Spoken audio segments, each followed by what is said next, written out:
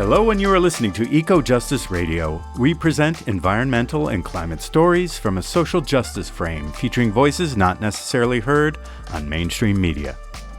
EcoJustice Radio acknowledges that we record the show on the traditional territory of the Tongva and all of their relatives.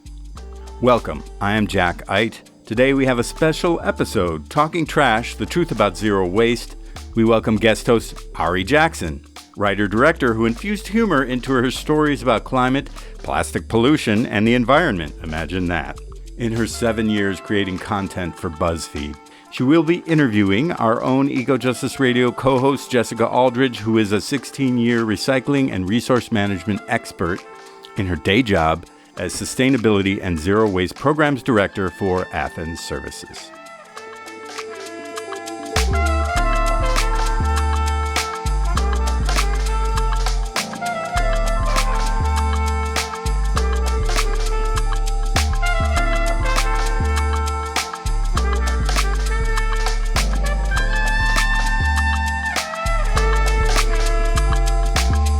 Hi, I'm Auri Jackson, and I'm an environmental storyteller who pioneered environmental content at BuzzFeed during my 7 years there. And today I'm interviewing Jessica Aldridge, who you all know and love. And welcome to EcoJustice Radio. This is going to be really fun. I haven't been for EcoJustice Radio on this side of the mic before, and I get to talk about trash with other people, but I have not been the one talking trash. Woo! So I'm going to read your bio. Jessica Aldridge, co-host and producer of EcoJustice Radio, is an environmental educator, community organizer, and 16-year recycling industry and zero waste leader. She is co-founder of SoCal 350, organizer of Reusable LA, and founded Adventures in Waste. She's a former professor of recycling and research management at Santa Monica College and an award recipient of the International 2021 Women in Sustainability Leadership and the 2016 inaugural Waste 360 40 Under 40.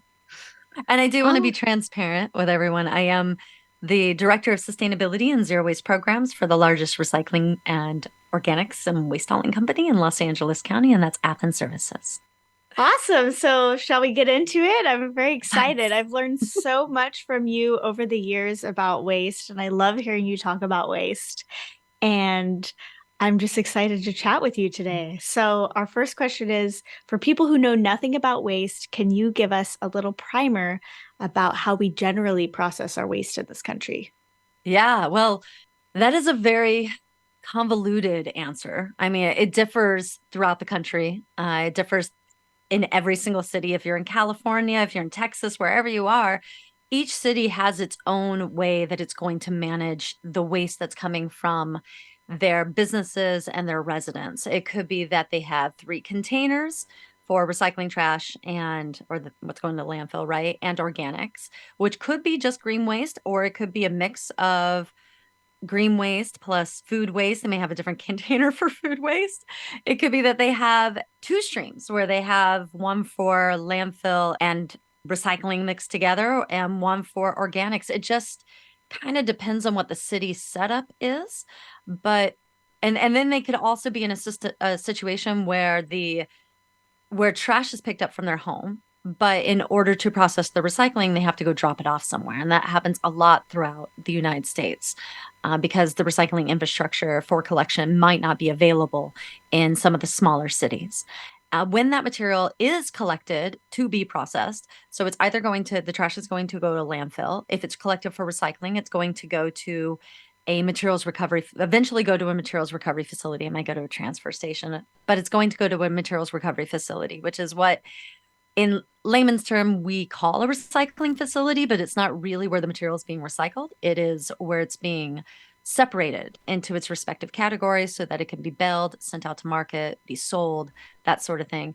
And if they're doing organics, they are doing a few things. They could be mulching it. They could be just chopping it up, creating mulch. They could, and that's going to be for, more carbon intense material such as branches or leaves or things of that nature. They could be composting it in an aerobic situation, which means with air. So it's like a lot of times it's windrows and it's these big piles that turn into compost. It could be anaerobic digestion, which means they're making energy out of it. And again, the organics, and I know we'll talk about organics later, but it could be a multitude of different types of organics that they're taking. And they might not be taking food waste, but they might be taking a landscaping waste. Then some material might be being incinerated. Incineration facilities do exist throughout the country. In California, incineration facilities are being closed down. Diversion to incineration. So if you take something and incinerate it in the state of California, that no longer counts as diversion. And there's issues with incineration that some people have, myself included. I think that it, destroys resources. It doesn't replace them. They're polluting. They're usually built in low-income communities. They're very, very, very, very expensive. And cities have been known to go bankrupt in investing in them. And if people want to know more about that, they can go to Gaia, Global Alliance for Incinerator Alternatives. Wow. So it's much more complicated than my friend thought, which was that we just burned all of our trash somewhere, and her mind was totally blown, where she's like, wait, a landfill? Like you bury the trash underground? So this is great to hear. I've been asked if we shoot it off to the moon. No, oh gosh. So what is it about helping to address waste that fires you up, and what makes you passionate about it? Waste, recycling, resource management, the whole thing together, packaged. It's tangible. It becomes a sexy topic. It's this environmental action that we all understand. We all create waste. We see it every single day. My phone is in front of me. My cup that both of us are drinking our tea right now. We see its product. It's product every single day, because product will eventually die and then it becomes waste, right? Since childhood, we are taught through marketing that the issue is littering. That if we just didn't litter, if we put things in the right container, if we can place the items where they need to go, then we are environmentalists. It's the simple entry point into environmental action. And when you travel, and we'll talk about, we'll bust that fallacy later on in the conversation. But also when I travel, people light up. And it's not just me, it's anyone who really knows the waste industry. And you tell people that you work in trash, they light up. And it doesn't matter if you speak the same language, they will find someone who can translate between the two of you so that you can speak trash. And this is every single time I travel outside of the country, and inside the country too. I also love the industry. So if anyone's thinking like, I need to make a job change, what do I do? The industry is so loving. I love the people that I work with. I work with businesses and waste haulers and consultants, and all of us are really great friends. We talk to each other every single day. This group of trashy ladies that inspire me every freaking day. We have this beautiful camaraderie. We're a family. We support each other, and we're technically competitors, a lot of us, but it's just beautiful. And why do I like my job? Well, environmentalism and what that means holistically has always been part of my heart. And there's no separation between environmental activism and social justice. You can't have one without the other. And in my environmental activity, I gravitate towards zero waste. There's all many aspects, right? I gravitate towards this concept of zero waste, which we'll define, because it doesn't just mean zero, no trash. When I started out, there wasn't a lot of information on zero waste. And this is over 16 years ago. And there wasn't a lot of people doing this. People didn't understand what it was. There was no social media on it, which is also not incredibly accurate. And zero waste, when in the environmental community, was pushed to the bottom of the priority list. It was, okay, we're going to talk about keep it in the ground. We're going to talk about not drilling. We're going to talk about solutions like solar panels and air, using wind power and things of that nature. But then when it's like, well, when we're looking at the diagram of the information that we need to focus on, let's put waste in there. And it's like, oh, okay, waste. And we'll put it at the bottom. And it was always that case. Even working with 350.org, it was always that case. And now those organizations are like, no, this is on the forefront, because they realize they put the connection between why are we drilling for oil in the first place, right? It's for our energy needs, but those energy needs go into the production of the material, the transportation of the material, the housing of that material, and then the disposal of that material. Zero waste is not just about our downstream impact. It's about this overall impact from the time of extraction to the time of disposal, and how those impacts along the way, or how it impacts along the way, the environment, human health, air, water, everything across the board has something to do with zero waste, not just what we're doing with our waste once it is created. Marvelous. So what are the common misconceptions that people have about waste? That is a very good question. Yeah, it's a really good question. There are a lot of misconceptions about waste. It's this environmental action that we are all been taught and gotten information on, but it's not always accurate. There's Harvard Business Review study found that consumers feel comfortable using a large amount of resources when they think recycling is an option. And we're made to believe that recycling is our universal environmental feel-good, that when that is taken away or that curtain is pulled back, we have this visceral reaction and we get angry. Like, oh, you're telling me it's not recyclable anymore? And you feel like you've been let down, you've been lied to. We're led to believe that everything is recyclable when really it boils down mostly to a lot of food packaging. So, because so many things are just like these mixed materials. I mean, we look around ourselves right now, every single thing around us is going to meet its end of life at one point, and most everything around us is not going to be able to be recycled.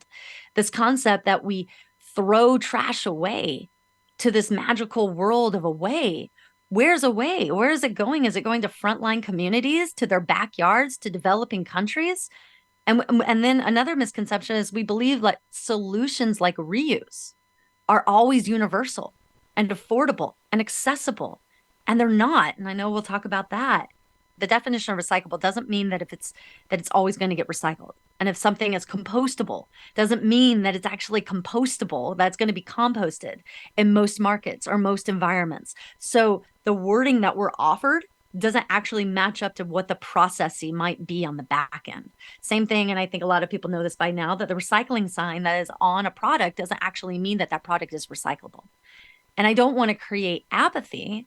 I wouldn't be doing the work for as long as I'm doing it and the way that I'm doing it if I didn't think that there was hope and solutions. But I think the misconceptions that come about is the language that we've been fed, that we lean into because we know better.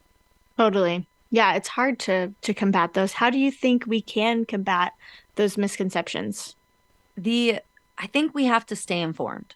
We have to share the information. We need to demand that our cities are being transparent and waste haulers are being transparent and what can and cannot be recycled so that we can make better choices ourselves as consumers. We need to create waste policies so that us as consumers are not getting material that can't be managed on the downstream, because it's not us managing it unless it's food waste and maybe we're composting that, but we're not the ones that are able to recycle the material. We have to give it to someone so they can recycle it. And so we need waste policies that provide us the opportunities to have material that can actually move through the system. But we also have to be careful, like, okay, we create policies and we set something up that says 0% of landfill by 2028. That means nothing to me. When a city says we're going to be 0% of landfill by X amount of day, great. What are you doing with it? Are you just going to move in an incineration facility? Are you just going to ship it off? Like, what are you actually doing with it? Because in my opinion, even though if a product has to be landfilled, then the product needs to be redesigned. But we are going to end up with product in the landfill. So when we tell ourselves that we're just going to hit zero, it just doesn't compute to me all that well. We need to vote. We need to back legislation. We need to keep up on information that is being put out there by groups like Five Gyres, which is going to release a report on compostables. We need to compostable plastics. We need to buy smarter. I know it's not fully the consumer's fault, but we need to look at labels. We need to focus on packaging that is truly recyclable and truly compostable. And hopefully, in the state of California, we've passed legislation to help make that happen for food packaging.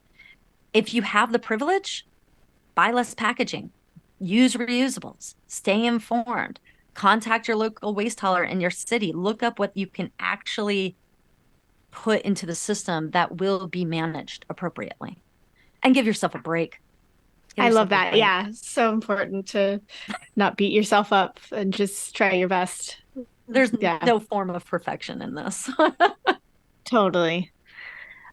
For recycling, I've heard the term contamination. Can you break down what contamination is? Yeah. So most people think contamination or define contamination as being miscellaneous food or grease spilling onto like a clean piece of paper. And yeah, grease on paper and food on paper is not great.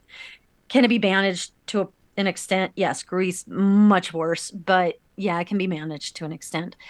But while that is true, that's not the main culprit of contamination. The main culprit is really mixed materials. It's having a really recyclable, nice tin can or aluminum can, and then having a plastic wrap on top of it, and then going, wow, how much contamination does that plastic wrap account for? And what is that going to actually do to the recycling system? I think you always have to check with your local, as I keep saying, check with your local waste hauler and service company and city and make sure, what applies to your specific city, because it always is going to be different. But this mixed material thing just bugs me. So bugs me, because these companies they're not talking, they're creating this product, they're making it look good, and a lot of them have really nice intentions. And they're like, we don't want to use a plastic wrap on the outside of our number 5 polypropylene yogurt cup. So instead, we're going to use a paper wrap. And then we're going to tell people, well, just remove the paper wrap on it before you recycle it. I love Kite Hill. Not to call you out, Kite Hill. Your yogurt's amazing. I'm lactose free. I can't do dairy. It's freaking amazing. Get rid of your paper wrap. Like, because this paper, no one's going to remove it. And what ends up happening, just in this example, and it's not just Kite Hill, it's so many. There's juice containers with a film that goes from the top all the way to the bottom. And what it is that film is a different plastic than the actual container is. And this cardboard on this number 5 polypropylene cup is a different product, right? It's not even cardboard, it's like paperboard on this yogurt cup. And the way that these material recovery facilities work, some of it's by site, some of it's by shaking the product, and certain products move up and certain products move down. But as we grow our recycling infrastructure and technology, there's going to be more use of optical sorters. Number 5 plastic does have a high value if you're able to get at it. The way you're able to get at it is through optical sorters. And it's this light for, simplicity's sake, it's a light that reads it, the chemical makeup of that product, and then shoots it off the line and says, yep, that's a number 5. What happens when this paper is over top of that, it can't identify it as polypropylene, and it identifies it as a contaminant, and it doesn't grab the product. The same way for a almond milk container that's a number 2 high density polyethylene, it identifies it maybe as a number 4 because it's got this sleeve all the way up it. So making sure that we are designing our products in a way that can actually move throughout the recycling system is so incredibly important when looking at contamination. Does a product have to be completely empty of food and liquid? Yes, liquid, get out of there. Food, again, check with your city, but a lot of times residual is all right. It just depends on the product. Like plastic can take a little bit more residual food on it, whereas paper that's a no. The biggest contaminant for paper is glass, getting into the paper. Metal doesn't have as many contaminants unless it's mostly plastic. So for me, the biggest contaminant is just mixing products together. Wow. Gosh, so informative. Excited to dive back into this after the break. Hey listeners, quick break here. We hope that you're enjoying EcoJustice Radio. Stay connected by subscribing on all major podcast apps and visit our website, ecojusticeradio.org, to check out previous shows and guests and get connected with us on social media. For an extended version of this interview, as well as other benefits, we encourage you to become a member of our Patreon.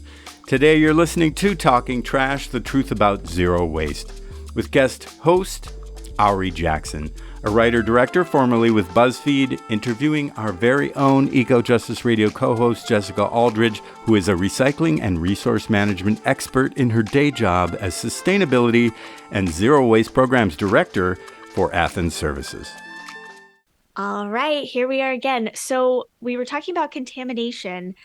Does that mean that something won't get recycled if there is contamination? Not exactly. So it could, like, say the paper is way too contaminated, and it depends on where the product's being sold to. So it's going to get separated out by the materials recovery facility, and then they're going to sell it to market. And the vendors that are buying that product are going to tell you what the level of contamination is that is acceptable. And on paper there are different grades of paper. So if you're going for this like high value white ledger stock, then it's going to need less contamination if you're going for like a mixed paper stock, which could have some magazine in it, have some coatings, things of that nature. So it just really depends on where it's being sold to market. If an aluminum can, for example, has plastic in it, a lot of people don't know that, and it has different types of metal in it. And all of those are considered contaminants. But the aluminum company, the aluminum recyclers are like, I can accept that level of contamination. What they're having to deal with is now there's these plastic sleeves on the aluminum cans. And they're like, we were not expecting that level of contamination because no one talked to us about this.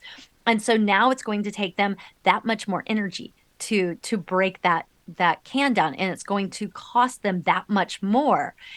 But they're going to do it because aluminum has the value. But now the value of their recyclable has come down because the amount of contamination on that product has gone up. So it doesn't always mean that it won't be.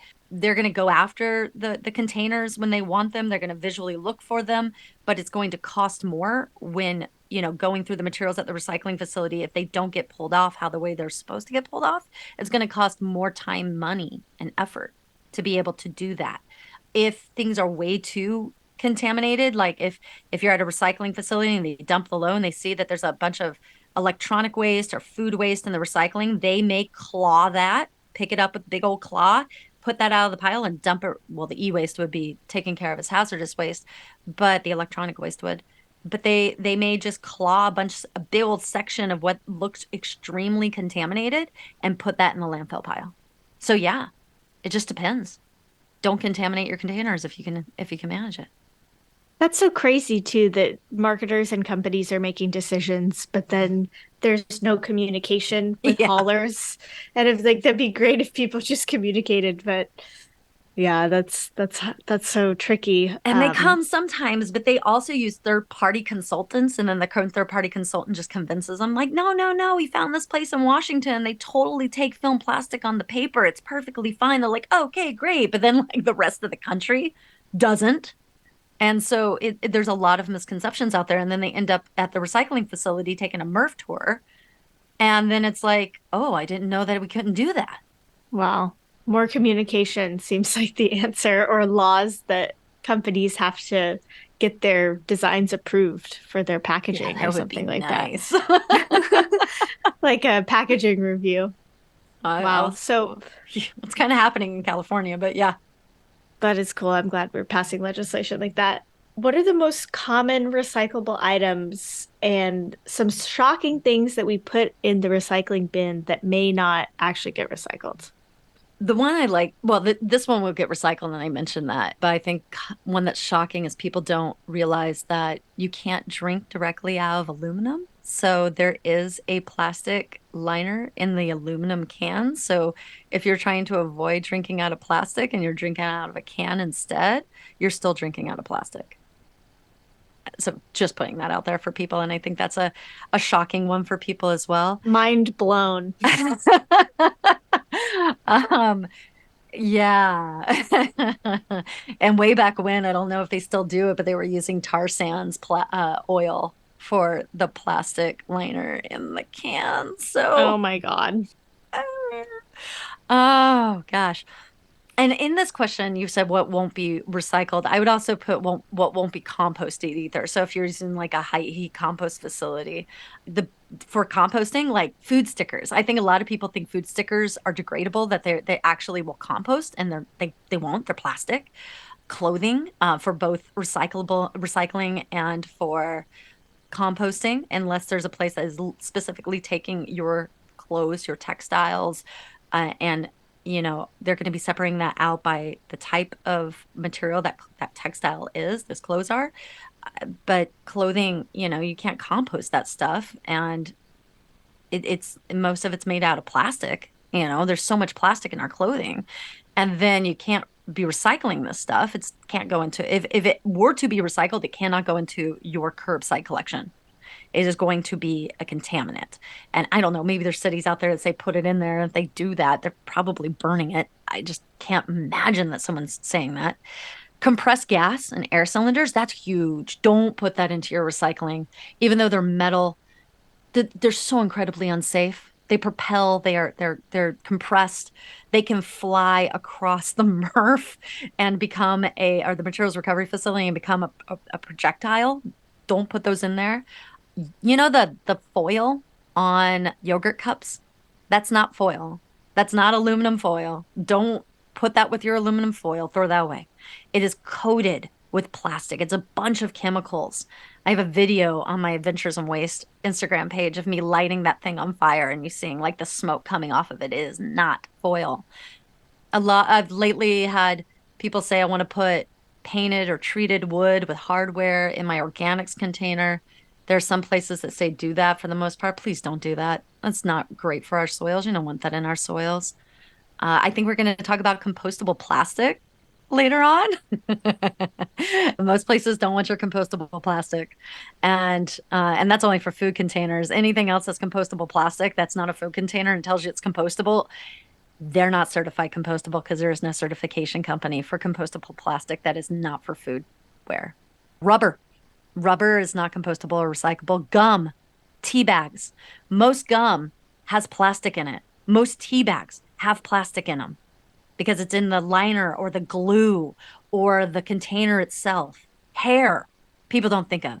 Don't compost your hair if you're dyeing your hair. If you're putting chemicals on your hair, would you go outside and take gel or mousse and stick it in your soil? Would you take dyed hair and stick it in, like dye and pour it into your soil? Hair. Don't compost hair. You could if it's natural. Wet wipes, big one too. People think wet wipes are recyclable or that they could be flushed down the toilet. Do not do that. I don't care if it says flushable or not. It's a lie. Gosh, that's what's so hard with some of these labels is that there's no regulation around it. So a company could say it's flushable, but then not have to deal with the downstream effects of that. So, I think there might be legislation in California now, or it's happening. I can't 100% confirm that, but I hope so. So hearing all these things, it's like, oh my gosh, this can't actually be recycled, that it's a bummer, right? And, there was that study that came out by Science Advances that only 9% of plastic actually gets recycled. That's been widely quoted in, National Geographic and other publications. So some people have come away with this feeling that recycling is broken. So what do you say to this mentality? Yeah, and they feel like, why am I participating, right? It's the apathy train that I try not to be the engine driver for. If recycling wasn't happening, I wouldn't have a job. Let's start there. Recycling would not be collected for recycling purposes because it is cheaper to send it to a landfill and for it to be tipped at a landfill. Many cities have tabs on where their materials are going or being processed. Like the city of Los Angeles knows that their material is being processed in a specific way. So it's not like, people are picking it up and then just going and dumping it on another country and calling it diversion. That those days are over in that sense, because this country had a lockdown on that because of the fact that we had the green sword and the China sword, the green fence and then the China sword. So the system has changed a lot from, we're still, other countries, other places, maybe places in the United States are still dumping their stuff onto other countries in a way that they should not be doing. But there is more infrastructure being built and there's more oversight. I'd like to say that we don't have a recycling crisis as much as we have a packaging crisis. And that this is not mainly the fault of the consumer, but that of the manufacturers. 91% of all plastic produced has never been recycled. Yeah, that's a true statement. That 6.3 billion metric tons has been wasted. And that 91% is not just the single-use food containers and the water bottles and the things that we're used to throwing away or recycling on a daily basis. It is everything that is surrounding you. It is the microphone that I'm speaking into, the computer I'm using, the phone I'm using, the cup that's beside me, the paint shellac that is on the pot, the planted pot beside me. It is the chair I'm sitting in. It is everything that is around you that has any form, shape, or form of plastic in it. And half of all plastic made since 1950 has just been made in the last 13 to 15 years.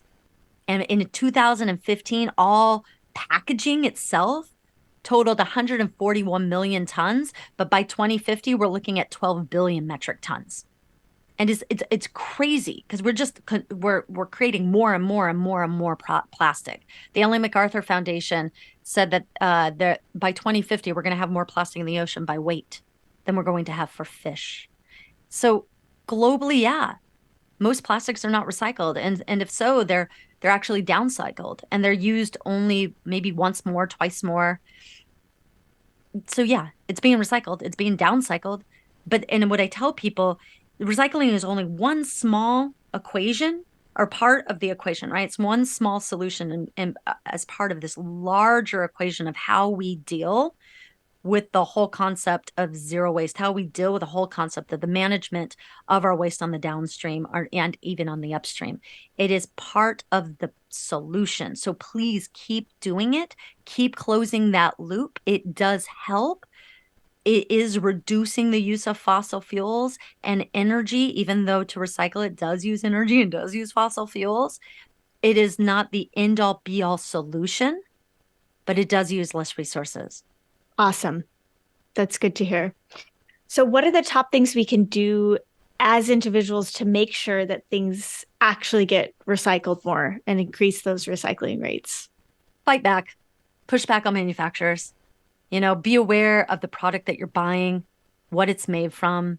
Check with your local waste haulers, peruse their websites, ask for resources. I know with the company that I work with, because I created a lot of that material, and they're totally down for making sure that we are leading on that. We got cheat sheets, we got signage. Ask your waste collector what they got, and if they don't have it, say, hey, can you make it? We need it, right? So get informed. What can an individual do? Get informed and ask for exactly what it is that you want. Reduce your packaging. I hate to put it on the consumer, but do what you can. Reduce your packaging where you can. Buy what your waste hauler can actually recycle or compost. I guess remove those crazy labels when you can, but you can't really remove labels. If you're in a state that is collecting CRV, cash redemption value, right? You're supposed to keep those labels on if you're getting that money back for, the 5 cents, the 10 cents for a water bottle, for now wine bottles. I think they're going to be doing in the state of California. You can't take the labels off, right? And wine bottles aren't going to be a problem. God, I hope not. I say that like next I'm going to go to a wine store and there's going to be this big old sleeve on a glass container, and I'm going to be like, why, God, why? Yeah.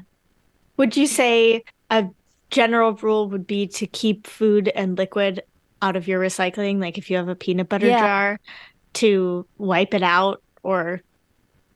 Yeah. I mean, wipe out as well as you can. Don't waste a lot of water on it. Empty your containers before you're putting them into the recycling, and participate in organics, participate in compost. I know we got a few more minutes to the break, and I know we have so much more to get into. Totally. So how do you think corporations can be more responsible for their waste, and how accountable should they be for all this waste? First and foremost, come talk to the waste haulers. Come talk to us with the materials recovery facility so we can tell you what we can do with your product. A lot of these larger companies perpetuate their waste issues by placing blame on the consumer, right? This litter bug mentality, this Keep America Beautiful campaign that started in 1953, telling us that we are the sole responsible party because there's all this litter and we have to do something about it, right? And then they make these green statements, these meaningless promises that we forget about. Oh, we're gonna change all of our product compostable by, I don't know, 2050. And we're like, oh my God, they're so amazing. And there's no real solutions behind it. And then no one follows up on it, right? They're dodging the real problem solving and environmental responsibility in their waste. And then again, we're talking about apathy. Then there's this creation of apathy that we have this anger at there being this broken system.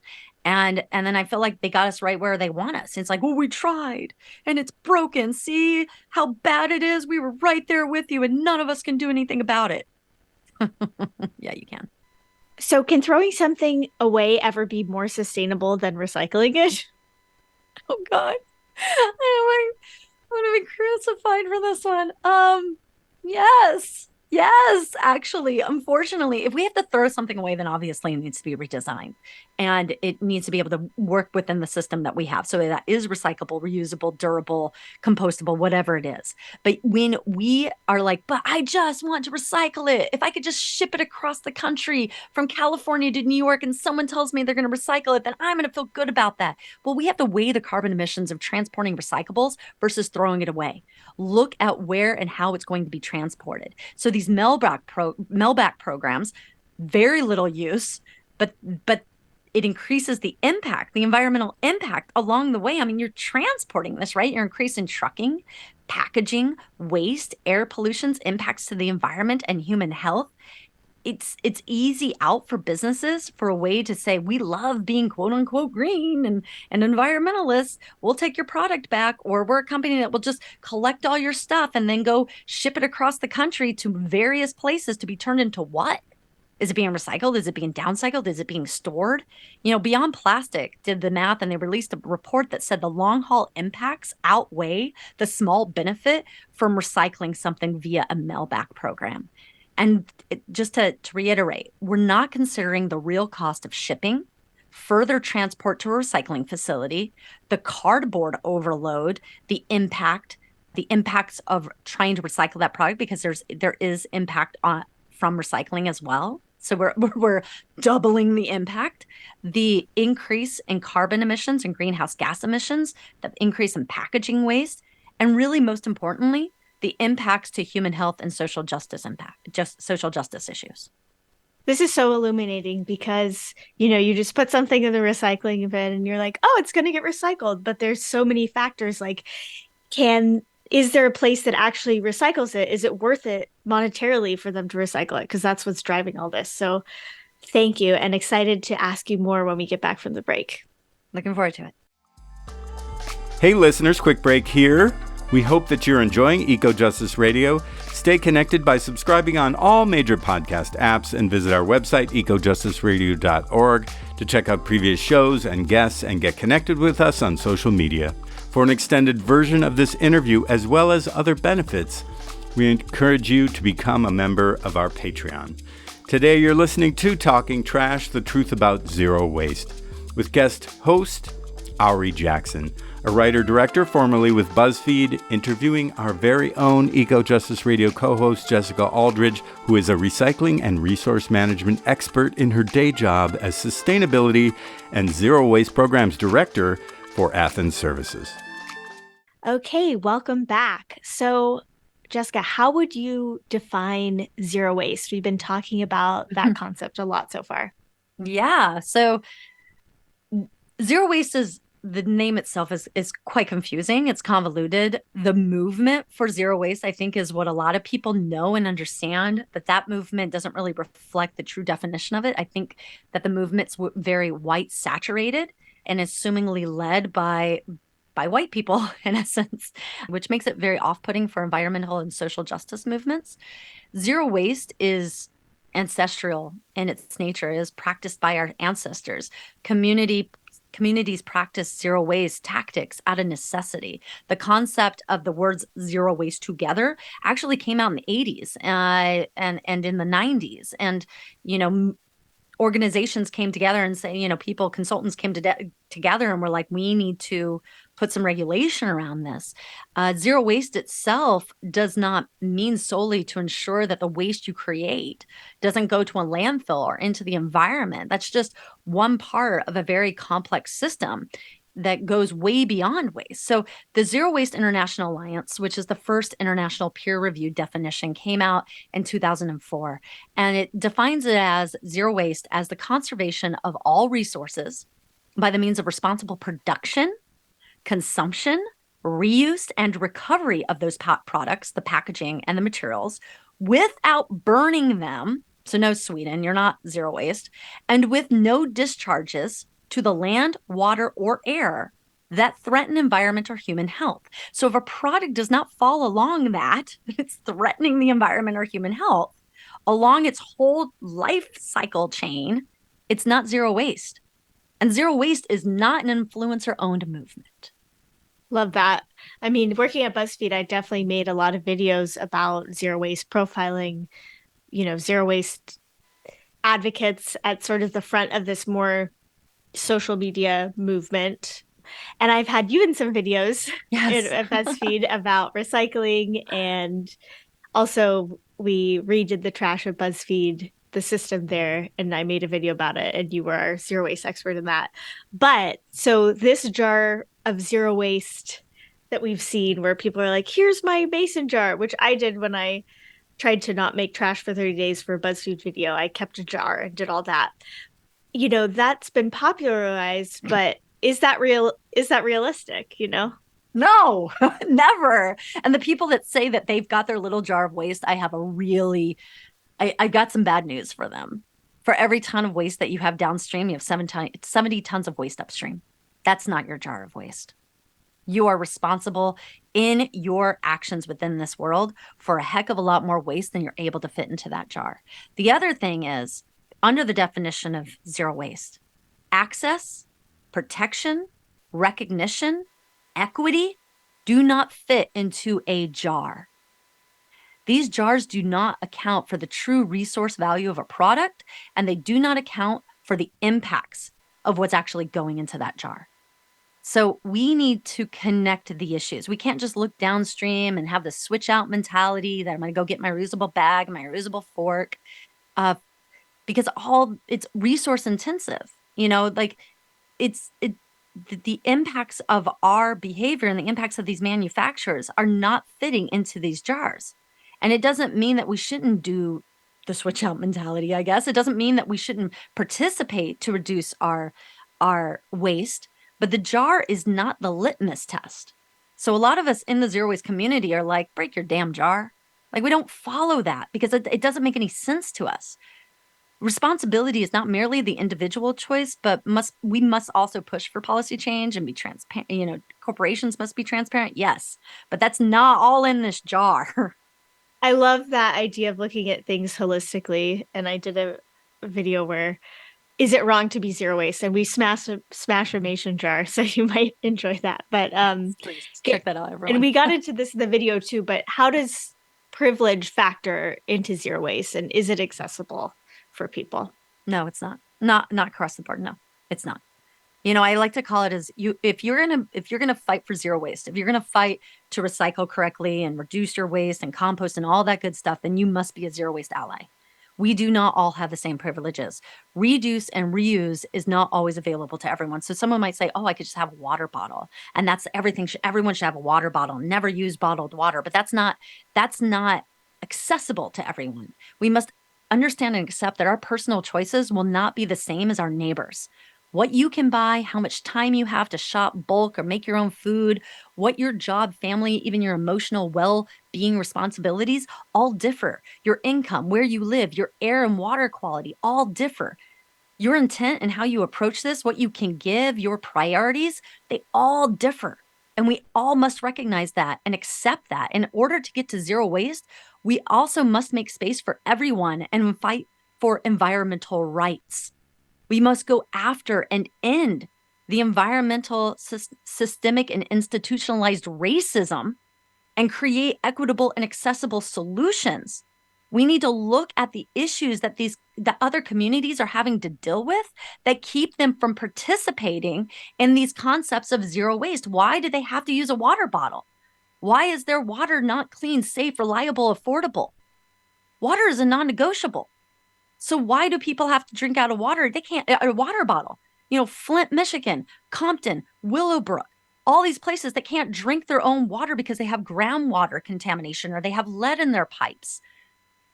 We need to invest back into and support a system that is accessible and equitable and available to all. So the switch out mentality is not always helpful or inspiring. I call it switch out mentality. I don't use a plastic fork anymore. I have my own forks. I don't use a water bottle, plastic water bottle anymore. I have my own bottle. We have to, it's not a full reflection of the issues. We have to connect the dots. We have to find the campaigns that, maybe we are really inspired by zero waste and want people to be able to reduce their impact. Then we need to find those campaigns that we're interested in and see where the disconnect is. And if you're going to be a zero waste ally, you can provide support, but don't lead for these communities.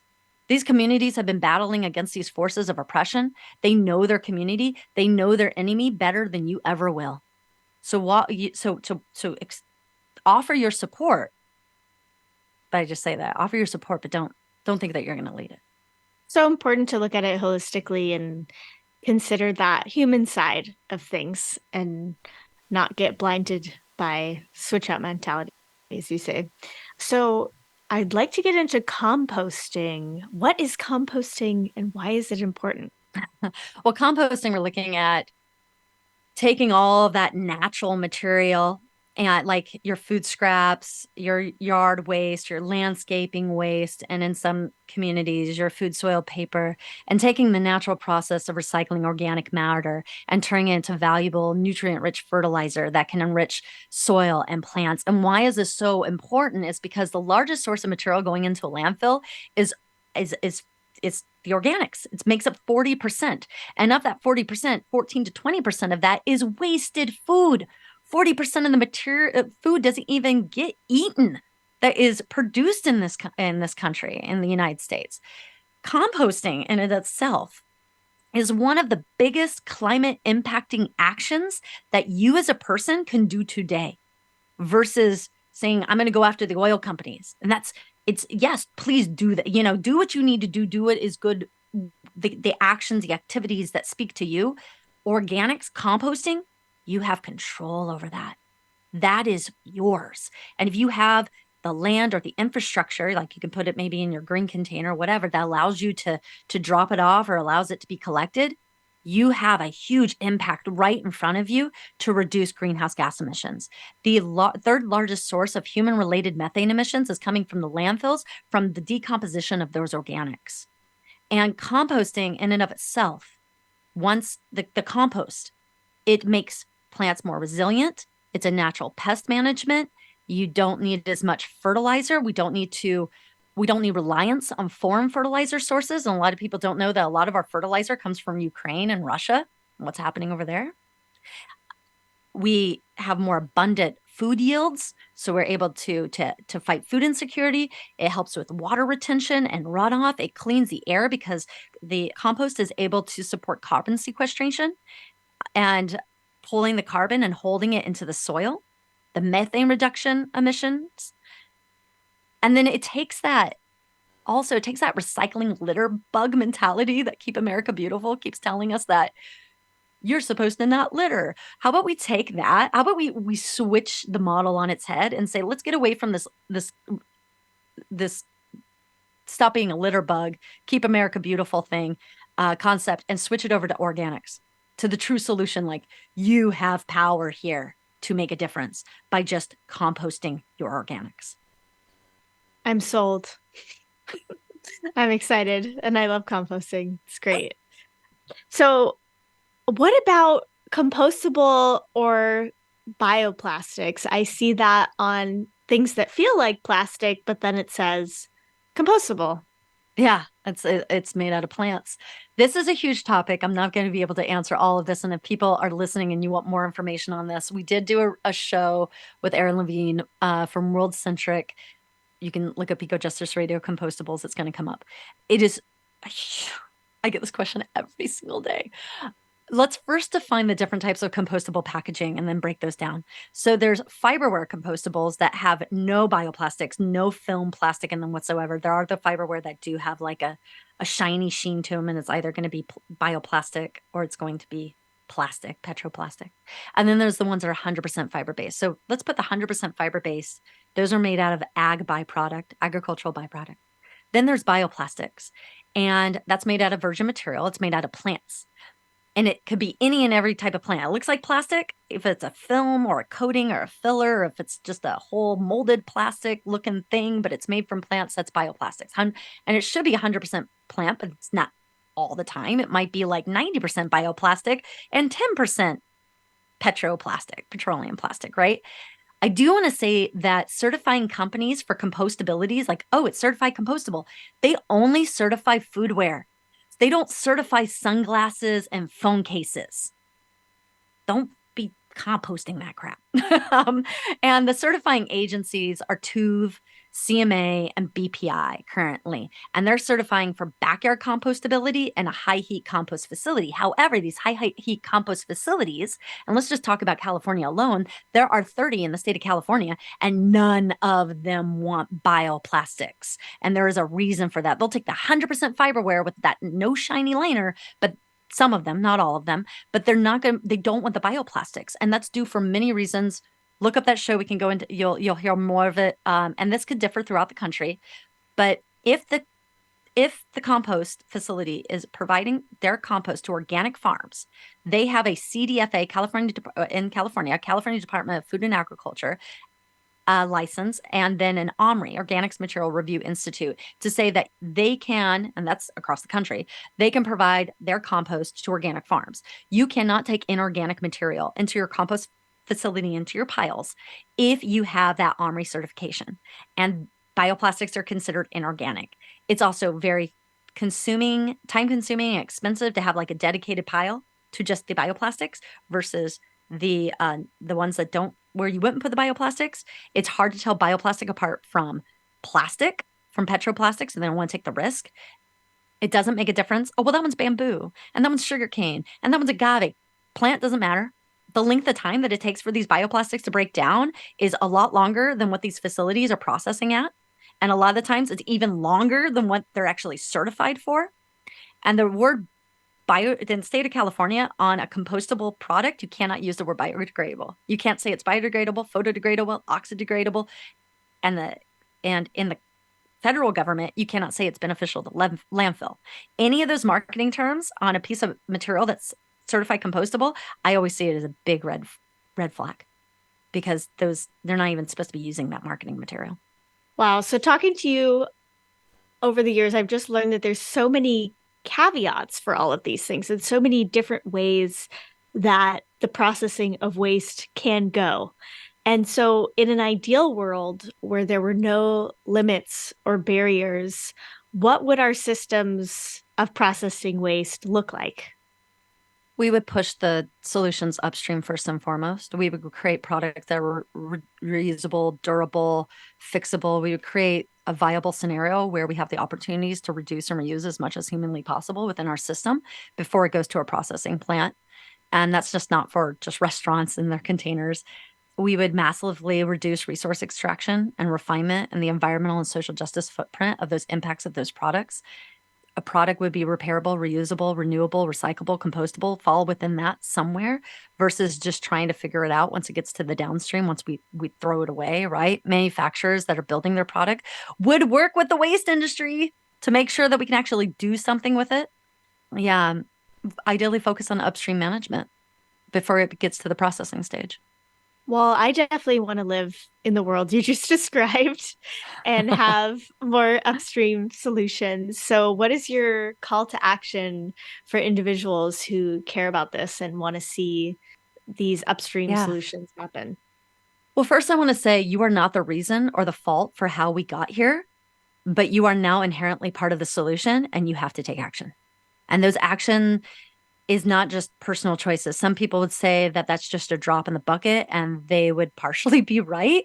But those little ripples are going to help change the full system. We have to have a ripple effect to make businesses take responsibility, to make government take responsibility. We have a responsibility to make sure the government and the political system that is in place and the manufacturers from which we choose to buy, and in most cases are forced to buy given whatever economic or cultural situation is, that we dictate what is given to us, how it is processed, and what are the social and environmental impacts that occur. We need to be a zero waste ally. and connect the dots, to stand in allyship with our global siblings and understand why solutions are not made available to everyone. And when we understand that, push back on the system that's doing that. We cannot buy our way out of this and just switch out items. Although I'm going to tell you, go get your reusable utensils, go get your bags and use them every single freaking day. Reduce that at least, right? All the different reusables, do it. We need legislation. Call your legislators, push city councils and sanitations, support extended producer responsibility laws and right to repair laws. We just passed a right to repair law in the state of California. We did a show on that as well. Go check that out. We need to make demands of the businesses that we frequent often, reduce and reuse as much as we can. Definitely recycle your items because and buy recycled content and recyclable content so that you're actually closing the loop on the practice that you're preaching. And compost. Compost. That is the number one thing that you have direct control over. Or just participate in your organics or green organics container. And we need more organics opportunities across this country to every single person living in this country. Gosh, well, as always, it's been amazing chatting with you, and you're such a wealth of knowledge, and I've learned so much about waste from you over the years and our friendship. And where can people find you and follow your efforts? Yeah, so if you're on Instagram and you want to follow me individually, you can go to Zero Waste, fully ZERO Waste Punk. Yeah, Zero Waste Punk and that's the Instagram handle, Zero Waste Punk. There's Adventures in Waste. There's EcoJustice Radio. You can find us on all social media platforms for that. And I think Adventures in Waste, we have a YouTube page. There's not a lot of videos over there, but hopefully we'll get some more up. Yeah, I think that's how people can follow me. Go to ecojusticeradio.org as always. Well, thanks so much for having me on to interview you. This was so fun. This was a lot of fun. Well, I do want to remind our listeners too, we're going to continue this conversation. So if you want to hear some more trash talk, go over to ecojusticeradio.org and see how you can listen to the extended version of this show. Auri, thank you so much. I absolutely love you. I love you. I love talking trash to you as much as I can. It's so fun. It is. Well, thank you again. And thank you to our listeners for joining us. Bye. Bye. Thank you to our guest, Jessica Aldridge, and guest host, Auri Jackson. And thank you to our listeners for joining us. This has been Talking Trash, the truth about zero waste. For an extended version of this interview, become a member of our Patreon or visit our website at ecojusticeradio.org. Please connect with us on social media at EcoJustice Radio, SoCal350, and Adventures in Waste. If you like what you have heard and you want others to be informed, subscribe, share the episodes, and help us continue our efforts by joining our Patreon or making a tax-deductible donation to the show.